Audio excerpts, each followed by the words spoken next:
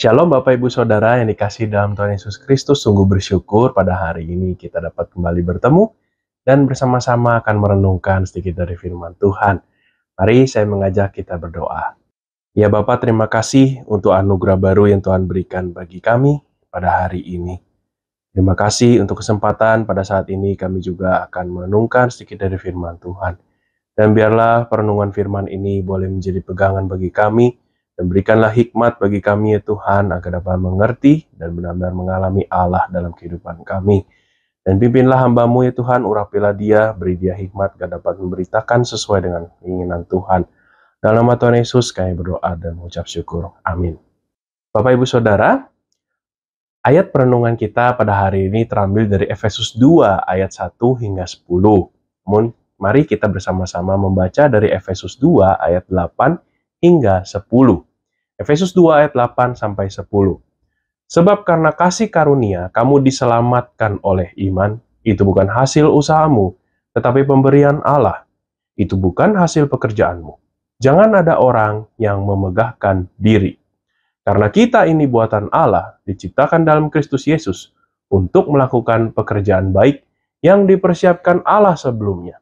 Ia mau supaya kita hidup di dalamnya. Sampai sedemikian jauh. Nah, Bapak Ibu Saudara, bagaimana kabarnya pada hari ini? Kiranya kita semua masih dapat merasakan dan akan kasih karunia Tuhan sepanjang hari dan masih dapat beriman pada Tuhan ya tentunya. Bagaimana dengan kabar relasi kita dengan Tuhan pada saat ini, Bapak Ibu Saudara? Saya harap baik-baik saja juga ya. Nah, Bapak Ibu Saudara, bacaan kita pada hari ini merupakan penekanan dari Rasul Paulus mengenai anugerah Allah, mengenai keselamatan kita. Sebagian besar dari kita pasti langsung mengaminkan bahwa keselamatan itu adalah anugerah Allah. Namun mungkin tidak jarang orang Kristen juga berpikir bahwa dalam menerima anugerah Allah itu, maka manusia itu harus melakukan suatu tindakan beriman. Apa benar demikian? Dari analisa perkataan Paulus di sini, dalam kita berproses melakukan hal beriman tersebut tadi, hingga kita memperoleh anugerah, itu merupakan hasil karya Allah dalam kehidupan kita. Jikalau kita ingat berbagai kisah di Alkitab, selalu ditunjukkan bahwa Allah yang berinisiasi terlebih dahulu kepada umatnya, demikian manusia juga tidak mungkin dapat beriman tanpa intervensi dari Allah di dalam dirinya.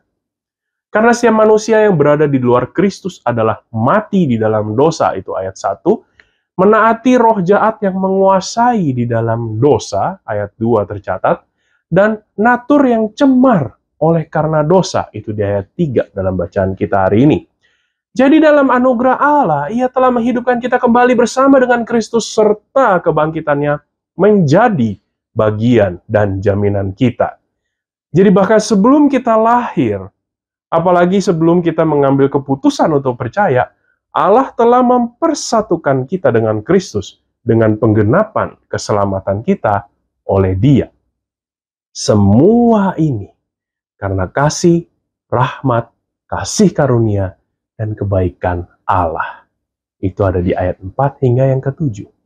Nah, Bapak Ibu Saudara, memiliki keselamatan itu artinya relasi kita dipulihkan.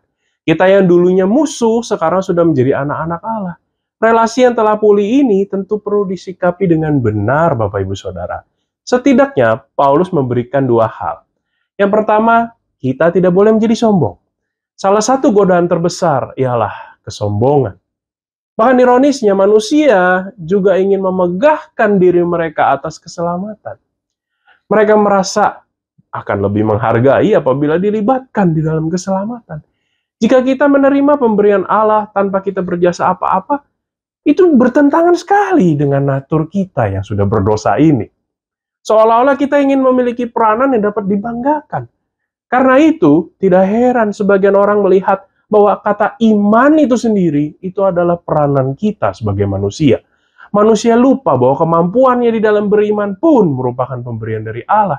Ia membuka hati kita dan melahirkan kita kembali dengan firman kebenaran sehingga kita bisa beriman. Ketika kita dimampukan untuk memandang keindahan dan keutamaan dari Tuhan, maka disitulah iman sebenarnya menjadi tidak terelakkan, Bapak Ibu Saudara. Hal yang kedua, yaitu berbuat baik. Ada di ayat 10 tadi. Bapak Ibu Saudara, agama-agama mengajarkan perbuatan baik sebagai syarat untuk keselamatan manusia. Betul ya? Jadi kita berbuat baik supaya selamat. Bapak Ibu Saudara, hanya di dalam Alkitab yang kita dapati justru kebalikannya. Perbuatan baik itu bukanlah sebuah syarat, tetapi perbuatan baik itu adalah buah dari keselamatan. Karena kita sudah diselamatkan, maka kita berbuat baik. Kita adalah mahakarya Allah di dalam Kristus, yang dahulu mati di dalam dosa, diciptakan kembali di dalam Kristus. Mahakarya ini, kita manusia, memiliki peran yang sudah dipikirkan dari awal oleh Allah, yaitu mengerjakan kebaikan. Peranan inilah yang sudah dipersiapkan Allah sebelumnya, yang sudah kita baca tadi. Jadi, kita diselamatkan, itu bukan hanya dari dosa dan hukuman saja, tetapi kita diselamatkan untuk perbuatan baik. Bapak Ibu Saudara, tentu tidaklah berlebihan apabila Allah menginginkan kita untuk melakukan kebaikan. Sebab keselamatan kita berasal dari kebaikan Allah. Yang diawali dari kebaikan Allah, dimaksudkan untuk melakukan kebaikan demi Allah. Ketidaktaatan tergantikan dengan ketaatan. Pemuasan nafsu untuk mendapatkan penghargaan diri digantikan dengan kepuasan kita di dalam Tuhan. Oleh karena itu, Bapak Ibu Saudara, marilah kita tetap mempertahankan relasi kita dengan Allah, serta mau semakin mengenal akan kehendak-Nya. Tentunya dengan melalui perenungan akan kebenaran dan keindahan dari firman-Nya dengan benar. Kiranya Roh Kudus memampukan kita selalu. Amin. Mari kita berdoa. Ya Bapa, kami bersyukur karena firman-Mu kembali mengingatkan kami, dan kiranya kami dapat terus hidup di dalam anugerah Tuhan, karena itu semua bukan kekuatan kami, namun itu semua adalah pemberian dari Allah.